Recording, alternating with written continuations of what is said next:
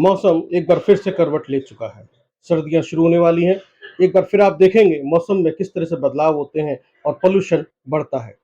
NGT अपनी फिर से गाइडलाइन जारी करेगा और हो सकता है हमें स्मॉग देखने के लिए मिले। पराली की समस्याएँ फिर से हमें देखने के लिए मिलेंगी, लेकिन इन सभी बातों के बीच में सबसे बड़ी जो समस्या होगी वो होगी आपकी हेल्थ को लेकर।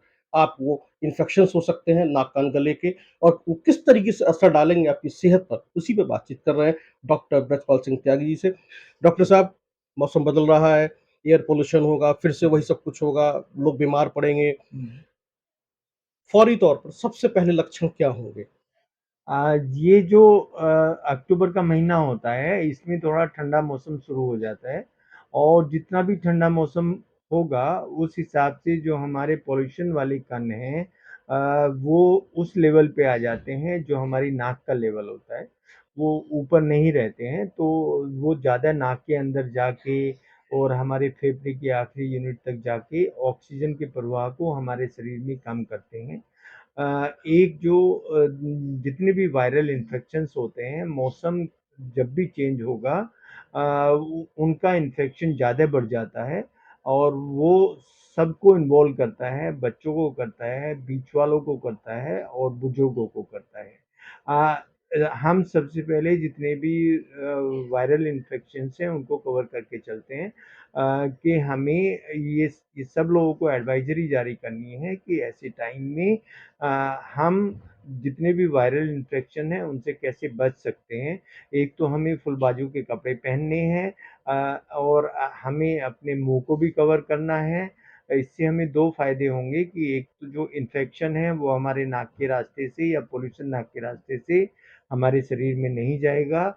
एक इन दिनों में जो अभी डेंगू चल रहा है वो मच्छर दिन में काटता है, तो अगर हम पूरे शरीर को कवर करके रखेंगे तो डेंगू का मच्छर दिन में नहीं काट पाएगा, वो भी एक वायरल हेमरेजिक फीवर होता है। हम जो इस पॉल्यूशन की अगर बात करते हैं, तो ये उन लोगों को ज़्यादा इफ़ेक्ट करता है जो हार्ट के पेशेंट होते हैं, ब्रेन के पेशेंट होते हैं या जो पहले से ही फेफड़े के पेशेंट होते हैं, जिनको अस्थमा या अस्थमा से संबंधित बीमारियाँ होती हैं उसमें ये हमें परेशान करता है। अ, उससे ऑक्सीजन कम जाती है, ये बीमारियाँ और ज़्यादा बढ़ने की संभावना रहती है, पूरे शरीर में इरिटेबिलिटी हो जाती है कुछ लोगों को बदन दर्द भी रहता है और उसकी वजह से जो जितनी भी ये बीमारियाँ हैं, ये एग्रवेट होने की उस पे रहती हैं कि जो हार्ट की बीमारी है अगर किसी को पहले हार्ट की परेशानी रही है, वो फिर से बन सकती है, अगर किसी को ब्रेन की परेशानी रही है, वो फिर से बन सकती है। अस्थमा एग्रेवेट होके ऑक्सीजन कम हो सकता है, तो ये सारी परेशानी फिर से होने लगती है। जी। डॉक्टर साहब, जिस तरीके से आप ईएनटी स्पेशलिस्ट हैं, तो सबसे पहले हम बात कर रहे हैं कि नाक की किस तरह की बीमारियाँ इसमें हो सकती हैं? क्योंकि हम इन्हेल करते हैं, साँस लेते हैं, तो ये नाक पे किस तरह से असर हाँ, डालता है? जो ये पॉल्यूशन के कण पीएम 2.5, पीएम 10 जब नाक के रास्ते से आते हैं, तो वो साइनस में पहुँचते हैं, जो हमारी नाक के आसपास होते हैं, उसको हम राइनाइटिस और साइनसाइटिस बोलते हैं। और ये कण जब वहाँ फ़िल्टर होके अंदर की तरफ जाते हैं, तो वो हमारे ट्रैकिया से होकर जाते हैं, वो उसको ट्रैकाइटिस बोलते हैं। और फिर जब हमारे छोटे-छोटे उनमें पहुँचते हैं साँस के रास्तों में, उनको हम ब्रोंकाई बोलते हैं।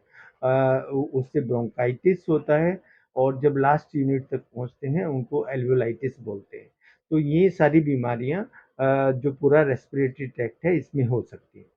और गले की बीमारी की बात करें डॉक्टर साहब? अगर ये हम कोई मुँह से साँस लेता है, उसकी नाक बंद है, उसका मांस बढ़ा हुआ है नाक का या हड्डी टेढ़ी है, तो ये सारे कण मुँह के रास्ते से जाएँगे, तो उसमें हमें टॉन्सिल का इन्फेक्शन होता है जिसको टॉन्सिलाइटिस बोलते हैं और हमारे फेरिंक्स का इन्फेक्शन होता है जिसको हम फेरिंजाइटिस बोलते हैं। डॉक्टर साहब, ये भी सुनने में आ रहा है कि न्यूरो प्रॉब्लम्स भी हो जाती हैं, ब्रेन पे असर पड़ता है। ये किस तरीके से होता है और कितना डेंजरस हो सकता है? अभी जैसा मैंने बताया आपको कि जब ऑक्सीजन का सैचुरेशन कम रहता है, तो वो हमारे ब्रेन को और हार्ट को दोनों को इफ़ेक्ट करता है, फेफड़ों को भी इफ़ेक्ट करता है। तो एक तो इरिटेबिलिटी हो जाती है और एक शॉर्ट टर्म एमनेसिया होता है वो होने लगता है लोगों को मतलब कोई चीज़ है इमीडिएटली वो याद नहीं आती है उसको याद करने की कोशिश की जाती है, तो उसके बाद याद आती है। तो इस तरह की परेशानी इसमें होने लगती है। जी। डॉक्टर साहब अगर हम फौरी तौर पर बातचीत करें आपसे, तो वो शुरुआती जो लक्षण रहेंगे और किस तरीके से आपके पास पहुँचे? और इससे पहले एक सवाल और मेरे मन में आ रहा है, क्या इससे फेफड़ों का कैंसर हो सकता है, न्यूरो जिससे हम बात कर रहे हैं? हाँ, इसमें देखिए अगर हम ज़्यादा एक्सपोज़ रहते हैं, इस तरह के जो डस्ट पार्टिकल हैं उसमें अगर एस्बेस्टॉस वग़ैरह होता है या कुछ जो कोल माइन्स हैं, उनमें जो वर्कर काम करते हैं और वो इस मौसम में क्योंकि उनका भी लेवल वो बहुत ही नीचे रहता है, तो उनको एस्बेस्टोसिस या जो फेफड़े के कैंसर्स हैं, उनका होने का डर रहता है। जैसे डेली एनसीआर कंस्ट्रक्शन ज़्यादा होता है, तो फेफड़ों कैंसर के चांसेस ज़्यादा है। जी, जी, जी। डॉक्टर साहब जैसे अब कोई व्यक्ति बीमार हो जाता है, शुरुआती लक्षण दिखाई देते हैं, तो कौन-सी स्टेज रहेगी जहाँ पर वो आपसे संपर्क करे? वो उसको जब अनयूजुअल चीखें आएँगी, बहुत ज़्यादा चीखें उसको आ रही हैं, उसको नाक बंद सी लग रही है, उसको खाँसी हो रही है या उसको ऐसा लग रहा है कि मेरे बदन दर्द हो रहा है, तो ऐसे में उसको इमीडिएटली डॉक्टर से कंसल्ट करना चाहिए। तो ये जो अभी मैंने सिम्पटम बताए हैं, ये वायरल इन्फेक्शन का भी कारण हो सकते हैं और जो हमारा ये अभी पॉल्यूशन लेवल बढ़ रहा है, उसकी वजह से भी हो सकता है। एक और बात और हम देखते हैं कि लोगों में ना मॉर्निंग वॉक का, योगा करने का, एक्सरसाइज करने का चलन है ओपन में, तो क्या ये मौसम सही है इस तरह की एक्सरसाइज करने के लिए? नहीं, इसमें हमें इंडोर एक्सरसाइज करनी चाहिए और जो आउटडोर एक्सरसाइज हैं, वो हमें डे टाइम में करनी चाहिए जब धूप पूरी तरह खिल जाती है। जब धूप खिलती है तो जितने भी ये कण हैं ये एनवायरनमेंट की ऊपरी सतह पर पहुँच जाते हैं और जब धूप नहीं होती है तो हमारे हेड के लेवल पे रहते हैं और हमें ज़्यादा नुकसान करते हैं। खान-पान में कुछ सजेशन देना चाहेंगे आप?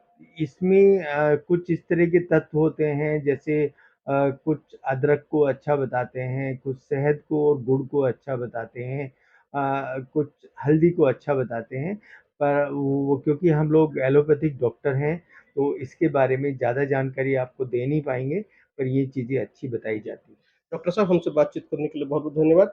तो अभी आपने सुना डॉक्टर ब्रजपाल सिंह त्यागी को जिस तरह से उन्होंने बताया कि मौसम जो है आपको किस तरह की बीमारियाँ दे सकता है। फेफड़ों का भी कैंसर आपको हो सकता है, न्यूरो प्रॉब्लम्स भी आपको हो सकती हैं, ग्रोथ पे भी आपके असर पड़ सकता है, बच्चों पे भी असर पड़ता है, इवन आपके जो पेट्स हैं उन पे भी असर पड़ता है। इसलिए जितना हो सके बचिए एयर पॉल्यूशन से, अन्यथा जीवन आपका खतरे में पड़ सकता है। बहुत-बहुत धन्यवाद। देखते रहिए आप डेमोक्रेसी मॉनिटर।